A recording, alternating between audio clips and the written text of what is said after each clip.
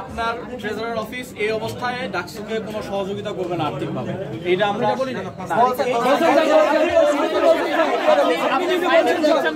আপনি ফাইন্যান্স দিচ্ছেন না, তার মানে এটাই আমি কিভাবে কাজ করব, তার মানে এটা প্রথম বিষয়। দ্বিতীয় বিষয় হচ্ছে যে আপনি আপনার অফিসে আপনার অফিসে ফ্যাসিবাদের দোষর যে রুহুল আমিন আছে এখন পর্যন্ত আছে, তার বিরুদ্ধে আপনি ব্যক্তিগতভাবে কোনো ব্যবস্থা নিতে ব্যর্থ এবং আপনি এটা ব্যবস্থা নেবেন না বা ব্যবস্থা নিতে অক্ষম, এটাও বলি না। তাহলে আপনি কি ব্যবস্থা নেবেন এটা যেহেতু বলেননি, এটা যেহেতু আপনি এপ্লাই করেননি, তাহলে আপনি কি বলছেন এটা জানতে চাই।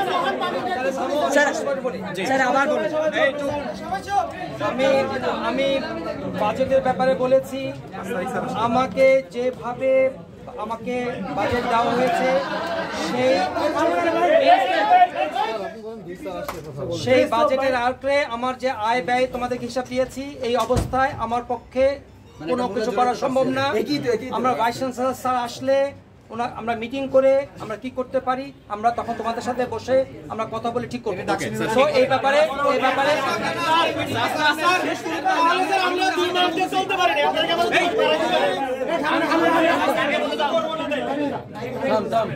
দেখো, আমি কিন্তু ব্যবসার পর 3 সপ্তাহ কিন্তু দেশে ছিলাম। গত 3 সপ্তাহ ছিলেন স্যার।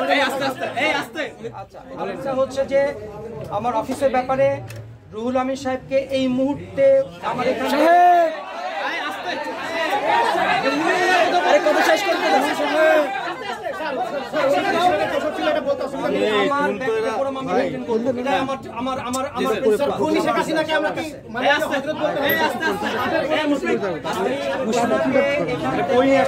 আমি নেই দেখ আপনারা আপনি ফেল দিচ্ছেন কেন, ওদিকে থেকে ভাঙে যাবে, আমি পাঁচশো ভাঙে যাবে। একজন অ্যাপ্রোপ্রিয়েট লোক দেন স্যার, স্যার আপনি এমন ভাবে বলতেছেন যেন রুহুল আমিনের কোনো বিকল্প নেই সারা দেশে। আপনি নিজে স্বীকার করছেন কিনা যে সে একটা সিস্টেম দিছে? আরে এটা তাহলে সিদ্ধান্ত নিতে সমস্যা কোথায়? আমার কোনো সমস্যা নাই, আমি রিপ্লেসমেন্ট দিতে রাজি আছি, এই মুহূর্তেই রাজি আছি। আরে এটা তো আপনার দায়িত্ব, তাকে সরায়া ফেস্টিভ্যালের দোষ নিতে হবে আপনার অফিস। গভর্নমেন্ট তো আমি বলি অন্য অফিস থেকে ডিফারেন্ট স্যার, গভর্নমেন্ট থেকে ডিফারেন্ট গভর্নমেন্ট আপনাদের দায়িত্ব দেখো। এতটাই ডিফারেন্স যে একজন খুনিকে 1.5 বছর যাবার রুমে রাখতে লাগে।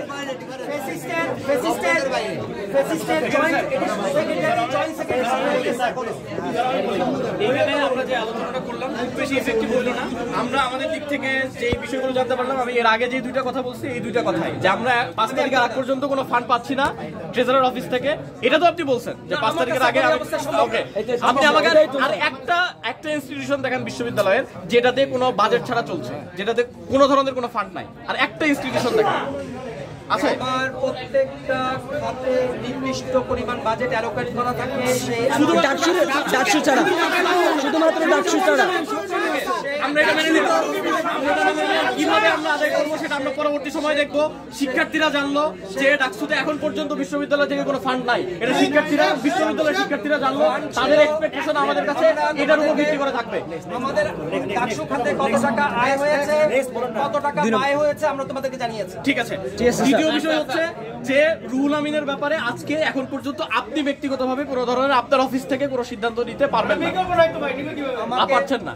আমাকে আজকে এই মুহূর্তে যদি প্রশাসন একজনকে